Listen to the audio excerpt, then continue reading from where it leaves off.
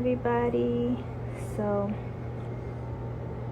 I decided to get on to do this live video in regards to a story time, and it's a story for when I was a jail nurse. Now, I was a jail nurse from December 2005 until when was it? December 2005 until April 2013, I think. Yeah, till like April 2013. But so I just decided, I said, let me tell this story because it's just, God just been having it on my heart. And so for those that join that may not know, I have a street ministry. It's called Hey Young Black Men, a street ministry, and it focuses on black on black gun violence of our young black men and boys. And that ministry started 5 September 2020, and God put it in my heart and burdened me with this probably starting around 2018, but I didn't know what he was doing. But yes, so here is the story that I wanted to tell, and it's just a story that, you know, God began to work, I guess, pierce my heart for young black men and boys that murder other young black men and boys back when I started being a jail nurse. So I remember when I was working evening shift, which is like 4 to 12. So I remember I was downstairs by the command office. I forgot what it's called now. It's been so long. But I was by the office and on the TV, and it was the news. Or it might have been somewhere else in the jail. But anyway, and a shooting happened. And I remember the young man that shot him. I remember they said that he shot him. Then he stood over his body and looked and just kept on shooting.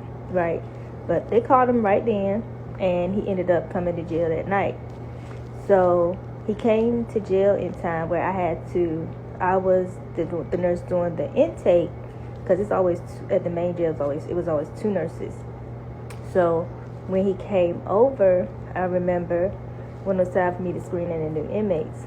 So I remember he came up, and he came into the office, and I was just like, in my mind, I'm just like, you know.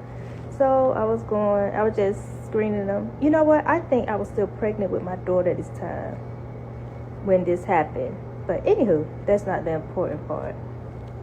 But so when I was doing the in processing of him, you know, doing his medical intake, doing TV tests, doing blood pressure and all that stuff.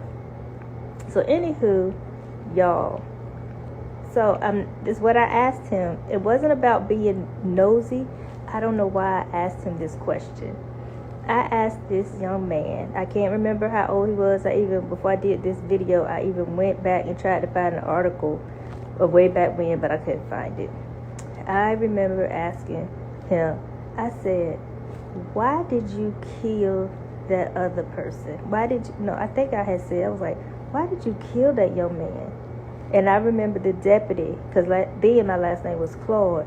The deputy that was in the room was like, Nurse Claude, do you want to go to court? Meaning, if he told me anything, I would have to go to court. But I wasn't thinking about that. I was like deeply concerned as to what made him kill this young man. Now, we've gotten murderers in, of course. And it's another incident that really got to me, that, you know, God was getting to work to me. I'll do another story time about that one, because I'm just trying to do more lives or anything. But I don't know, I just really been thinking about that incident like the past week, when that young man that killed the other young man, it's a black young man, and it was in an apartment complex. And like I said earlier in the video, that he shot the man, then stood over him and continued shooting him. And it just so happened I had screened him in for intake, you know, his medical processing. But I don't know why God just really been, you know, showing me how he was starting to like nudge at my heart for the young black men that do murder. But yes, that was one of the stories in the jail that, like I said, God just really that story just kept coming to mind. But I just wanted to get up here and just to share that story, plus a little bit about me, because I don't talk about me, what I used to do and things like that. But I just wanted to share one of my jail stories. I have plenty of them, and just another little quick one.